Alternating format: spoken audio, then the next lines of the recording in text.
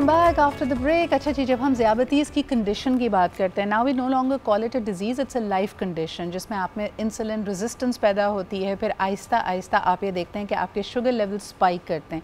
इसकी एक पूरी साइंस है, कई एक्सप्लेनेटरी रील्स आप देखते रहते हैं कि बजाय इसके बावजूद कि आपकी बॉडी में ऑलरेडी बहुत ज़्यादा इंसुलिन शुगर्स मौजूद होती हैं, the cells are not taking the energy. उस वक्त मूवमेंट आपकी बेहतरीन दोस्त है। लेकिन आज जो हम बात करना चाहेंगे वो ये कि जैसे जैसे आपकी इंसुलिन रेजिस्टेंस बढ़ती है तो ना सिर्फ आप ज़ियाबतीज़ यानी टाइप 2 डायबिटीज़ की आपका रिस्क बढ़ता चला जाता है, बल्कि साथ साथ ख़वातीन में PCOS के होने के चांसेस भी होते हैं। यानी उनका पूरा हार्मोन्स का निज़ाम दरम बरम हो सकता है और पॉलीसिस्टिक ओवरीज़ जो कि मज़ीद उनके लिए कॉम्प्लिकेशंस क्रिएट करती हैं और कई और सिम्टम्स को लेके आती हैं, जिसमें वेट गेन शामिल है, जिसके अंदर आपकी बहुत सारी ऑर्गन्स का जो फंक्शन है वो कॉम्प्रोमाइज़ होने लगता है, आपके बाल झड़ने लगते हैं और चेहरे पे आपके बाल आने लगते हैं, आपकी फर्टिलिटी के इश्यूज होते हैं, all those become a norm. So आज का ये जो हमारा सेगमेंट है, this is being brought to you by the Pakistan endocrine society and discovering diabetes by PharmEvo. आइए, हमारे साथ मौजूद हैं डॉक्टर समैरा जबीन जो कि कंसल्टेंट एंडोक्रिनोलॉजिस्ट हैं और जो फील्ड है वो खुसूसन ये हमारे तमाम निज़ाम को बैलेंस रखने के लिए बात करती है। लेकिन आज दो बड़े अहम कंडीशंस की हम बात करना चाहेंगे, PCOS and how it is linked two diabetes. So let's get started. अस्सलाम वालेकुम डॉक्टर समैरा, कैसी हैं आप? I am good. सबसे पहला सवाल मेरा आपसे यही होगा कि हमारे यहाँ इंसिडेंस ऑफ PCOS इतना बढ़ क्यों रहा है? किसी ने मुझे यहाँ तक बताया कि बिकॉज ऑफ PCOS और यंगर एज में ख़वातीन की ये प्रॉब्लम्स की वजह से हमारे यहाँ मेनोपॉज भी as compare to the Caucasian women the western societies early onset कर रहा है। Can you please help us understand this? So अगर मैं PCOS को डिफ़ाइन करूँ तो PCOS एक बीमारी नहीं है, आप समझें कि ये एक मजमुआ है कुछ अलामात का। आपने कहा कि डायबिटीज़ की वजह से PCOS हो रहा है, बट अगर हम इसको फ्लिप साइड पे करें तो हमारा ये ख्याल है कि PCOS की प्रेवलेंस बढ़ रही है और इसकी वजह से यंग लोगों के अंदर और ख़वातीन के अंदर डायबिटीज़ की भी प्रेवलेंस बढ़ना शुरू हो गई है। बिकॉज अगर हम इसको इस तरह लेके चलें कि दोनों के लिए अंदर जो कॉमन एक सिम्टम या कंडीशन नज़र आ रही है, that's insulin resistance. Insulin resistance क्यों होती है किसी को? सही, तो अगर इंसुलिन रेजिस्टेंस का मतलब ये है कि आपकी बॉडी के अंदर जो इंसुलिन है उसको काम करने के अंदर मुश्किल हो रही है जी। अगर बिल्कुल आम फहम आसान अल्फाज में कहे तो मोटापा एक बहुत बड़ी वजह है इंसुलिन रेजिस्टेंस के होने में। जैसे ही आपके जिस्म के अंदर चर्बी की मिकदार बढ़ना शुरू होती है तो वो ऑटोमेटिकली हमारे बहुत ऑर्गन्स के ऊपर विज़रल एडिपोसिटीज़ को कहते हैं। बिल्कुल। तो जब जैसे ही आपके जिस्म में चर्बी बढ़ना शुरू होती है तो इंसुलिन को काम करने के अंदर मुश्किल आना शुरू होती है, and that is from where the term insulin resistance like comes from. अच्छा, फिर इसमें एक और catch-22 है। मुझे बताएं कि वज़न बढ़ रहा है, इसकी वजह से PCOS होते हैं या PCO की कंडीशन हो रही है जिसकी वजह से वज़न बढ़ रहा है? Exactly. So this is the $1 million question. So ये ऐसे ही है कि इसको हम ऐसे डिफ़ाइन करते हैं कि मुर्गी से अंडा निकलता है या अंडे से मुर्गी। But the point is like what is important is कि अगर आपने वज़न कम कर दिया तो you can actually reverse the pathology. Okay. So lifestyle modification that's why has like an important role in the management of PCOS। मतलब अच्छा, PCOS आपकी के मौजूदगी से मैं ये भी बात करना चाहूँगी कि जब लोगों को इंसुलिन रेजिस्टेंस होती है तो हमें ये भी नज़र में आता है कि वो ग्लूटेन इंटॉलरेंस की तरफ भी जा रहे हैं। उसमें एक कॉमन बात डॉक्टर सुमेरा अक्सर ये की जाती है कि भाई हमारे तो आबा व अजदाद जनरेशन से हम रोटी खाते आए हैं, तो क्या वजह है? वी हैव टू सी कि जो कल्टिवेशन का स्टाइल अब हो गया है, पहले आपकी रोटी में या आपके गंदम में अगर 2 से 3% ग्लूटेन होता था, आज उसकी मिकदार बढ़कर 15 से 20% के बीच में हो गई है। So that causes it.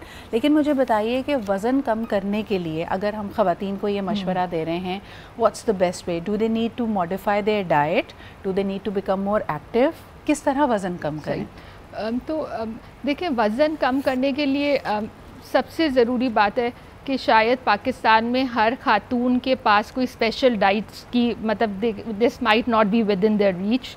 Gym जाना शायद सबके बस की बात ना हो, लेकिन वज़न अगर मैं आपसे आसान अल्फाज में कहूँ तो I think it has more to do with आप एक्टिव हो जाएं। हम सब लोगों का ज़्यादातर वक्त पूरे दिन सिर्फ बैठे हुए गुजर रहा है। सो हम 8 से 4 तक आज मैं काम करूँगी, बट मैं एक कुर्सी पे बैठ के या मैं खड़े होकर किचन में सारा दिन काम करूँगी। बिल्कुल। सो आप जैसे ख़वातीन से कहते हैं कि आप वज़न कम करें, तो कहते हैं सारा दिन तो मैं काम करती रहती हूँ, यू नो, एक्सरसाइज। सो ये एक्सरसाइज का कॉन्सेप्ट नहीं है। एक्सरसाइज का कॉन्सेप्ट ये है कि जब आप कुछ ना कुछ इस तरह की फ़िज़िकल एक्टिविटी या वर्जिश जिसमें आपकी हार्ट बीट 10 से 15 बीट्स ज़्यादा हो जाए, आपको सांस फूलना शुरू हो जाए और आपको पसीना आना शुरू हो जाए। तो अब अगर हम इसकी डेफिनेशन में रखें तो आप सारा दिन किचन में रहें या घर में काम करती रहें, आप एक्सरसाइज नहीं कर रहे हैं। तो हमारे एक्सर्शन और एक्सरसाइज के बीच में हमें फ़र्क करना पड़ेगा। घर के काम करना बहुत अहम है और आपके एक्टिव होने का, लेकिन ये ज़्यादातर दिमागी काम है, ज़्यादातर आपके पास स्ट्रेस आ रहा है which is again causing a lot of other problems. मुझे ये बताइए कि PCOS की वजह से या इंसुलिन रेजिस्टेंस की वजह से डॉक्टर साहिबा क्या फर्टिलिटी इश्यूज़ भी हो जाते हैं? यस। सो आप सॉरी, मैं आप पीछे एक दफ़ा दोबारा जाऊँगी। आपने मुझसे पूछा था कि पैथोफिजियोलॉजी, तो हमारी ख़वातीन के अंदर हमारी बॉडी में जनाना हार्मोन्स भी हैं और मर्दाना हार्मोन्स भी हैं, ठीक है। लेकिन एक खातून के जिस्म में मर्दाना हार्मोन का लेवल बहुत कम होता है, लेकिन PCOS और इंसुलिन रेजिस्टेंस की वजह से आपका मर्दाना हार्मोन का लेवल बढ़ना शुरू हो जाता है। और वो एक बहुत बड़ी वजह है जो PCOS के जो सिम्टम्स, जो स्पेशली पीरियड्स की डिस्टर्बेंस होना, चेहरे के ऊपर गैर ज़रूरी बाल आना, सर के बाल गिरना, तो ये उस हार्मोन के डिसबैलेंस की वजह से हो रहा है। सो फर्टिलिटी डेफिनेटली, PCOS एक खातून की हर फेज़ ऑफ लाइफ में एक नए तरीके से एंटर होता है। यंग गर्ल्स अगर हमारे पास आएंगी विद PCOS तो उनको मेंस्ट्रुअल इरेगुलरिटीज़, माहवारी में डिस्टर्बेंस हो रही है।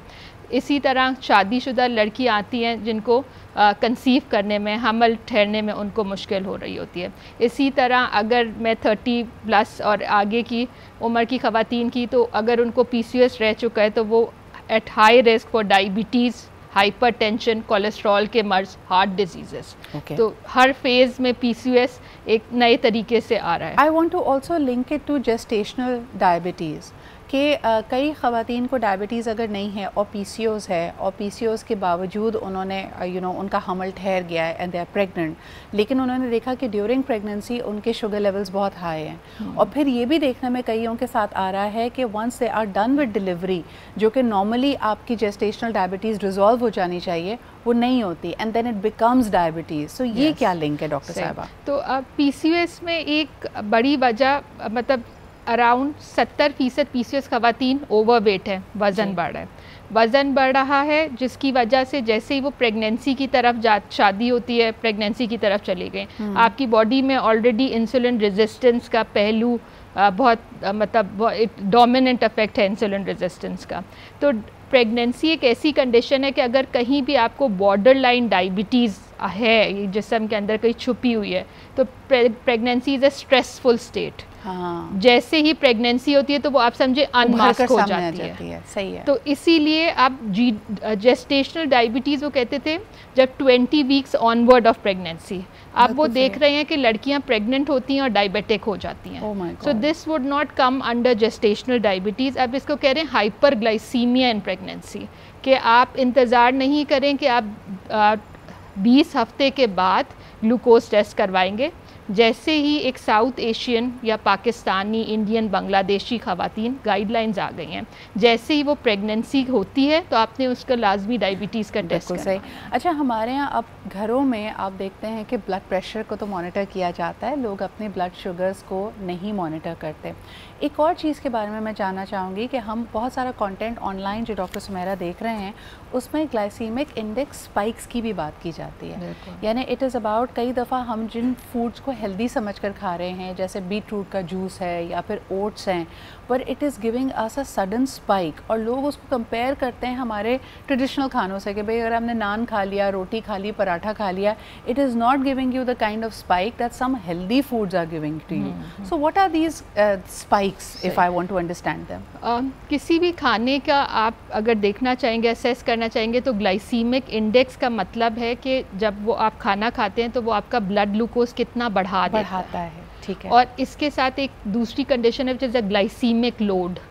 ग्लाइसीमिक लोड का मतलब ये है कि वो कितना ब्लड ग्लूकोज बढ़ाएगा और सेकेंडली उसके अंदर मतलब उसमें कितनी कैलोरीज हैं जी। सो अगर हम एक डाइट की बात करें, आपने कहा ना कि PCOS की there is no specific diet, but अगर तो आप अगर जो भी खाना खा रहे हैं उसका लो ग्लाइसीमिक इंडेक्स और लो ग्लाइसीमिक लोड हो जी। तो अब इसका ऐसे ही मतलब है कि अगर आप एक चपाती खाएंगे तो उससे आपका वो कार्बोहाइड्रेट है, लेकिन वो थोड़ा कॉम्प्लेक्स कार्बोहाइड्रेट है, उसको थोड़ा टाइम लगेगा ब्लड में ग्लूकोज लेवल बढ़ाने में, तो बड़ा एक सस्टेन्ड प्रोसेस चल रहा है। लेकिन जैसे ही आपने वाइट ब्रेड खाई या पास्ता खाया, वो है तो वो भी कहीं गंदम का ही कुछ आगे का, बट वो रिफाइंड कार्बोहाइड्रेट है, प्रोसेस्ड है।